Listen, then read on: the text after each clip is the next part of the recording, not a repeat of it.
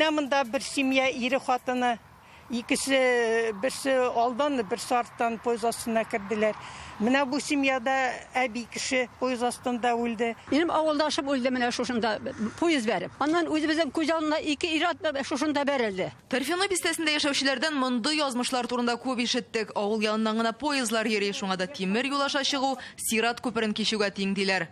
Тимер юлы янына килеп җиткәндә, дыга укый чыгам һаман да, потому что куркыныч. Тимер юл аша йөрү тыела. Биргә менә шундый билге урнаштырып киткәннәр. Әмма халыкның аңа исе дә китми. Күргәнегезчә, ничек йөргәннәр, шулай йөриләр, хәтта таш та җәелгән. Во-первых, не видно, что поезд идет. Не сюда видно. Безнең менә шул юл инде. Кибетләргәме, каямы, хоть поликлиника эшкә йөрибез әле без пока. Дөрес, тагын бер юл бар. Дәрвишләр бистәсенә кадәр яки компрессорныйга кадәр барсаң, анда юл чыгу куркыныч түгел, әмма теге якка да, бу якка да чакрым ярым, ягъни ким дигәндә 20 минут җәяү барасы. Әйләнгештән юл туры, пычрактан юл кыры түгел икән. Бу чакрымнарны көнгә әллә ничә кат ураучылар шулай ди. Шуңа курка булса да юлны кистерергә туры килә. Ярдәм сорап кая гына язмаганнар, нәтиҗәсез. Хат килде администрациядән.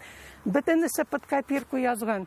Станция Дербышки, станция компрессорной арасында бер тапкырда повреждение составов не было. Причем тут повреждение составов? Мин бит состав турында сорамыйм, мин кешеләр турында сөйлим. Мөрәҗәгатьне без Россия тимер юлларына да җиткердек, җавап килде. Монда тоннель ясап булмаячак диләр. Моның берничә сәбәбе бар. Россиянең транспорт министрлыгы буйрыгы нигезендә тимер юл кичүләрен теләсә кайда ясарга ярамый. Күз күреме 400 метрдан да ким булмаска тиеш. Ә бу урында юл дуга кебек бормалы.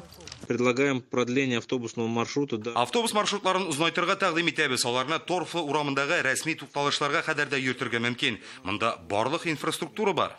Торфяныйдан компрессорның тукталышына кадәр тротуар салынган, яктырткычлар куелган. Монда яшәүчеләргә шуннан йөрергә генә кала. Халык инде кеше хукуклары буенча вәкаләтле вәкил белән очрашуда булган. Алар мөрәҗәгатен хөкүмәткә юллаячаклар. Җир астына юл булырмы? Кешеләргә хәзер өстән